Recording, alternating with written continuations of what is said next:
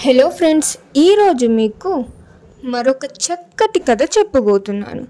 ఇది మీరు ఎప్పుడు గుర్తుంచుకోవాల్సిన కథ. ఈ కథ పేరు అసలు సంతోషం. ఇప్పుడు కథలోకి వెళ్ళిపోదాం పదండి. కృష్ణ అనే యువకుడు పెద్ద పట్టణంలో ఉద్యోగం చేసేవాడు.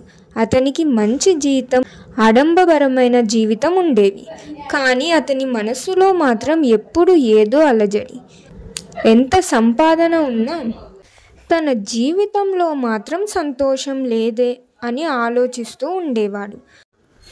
సంతోషం కోసం కొత్త కొత్త వస్తువులు కొంటూ ఉండేవాడు. పెద్ద టీవీ, ఖరీదైన ఫోన్లు, గృహోపకరణాలు ఇలా ఎన్నో కొనేవాడు. కానీ ఇంకా కృష్ణకు ఆనందం అందని ద్రాక్షలా అయిపోయింది.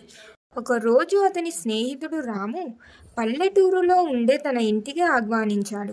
రాము ఇల్లు చాలా చిన్నది, కానీ ఎంతో ప్రశాంతంగా సంతోషంగా ఉండేవారు.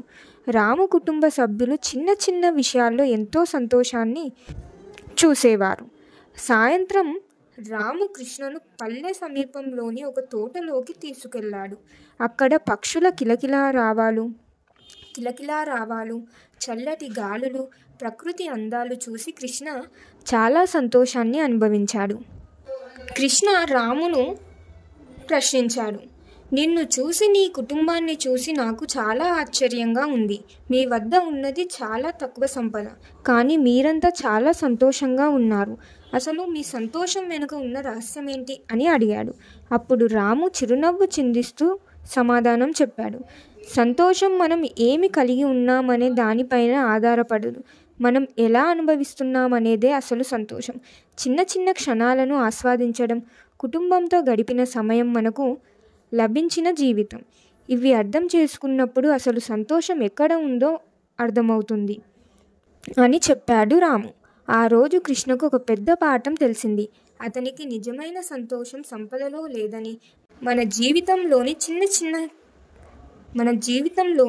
చిన్న క్షణాల్లో ఉందని తెలుసుకున్నాడు.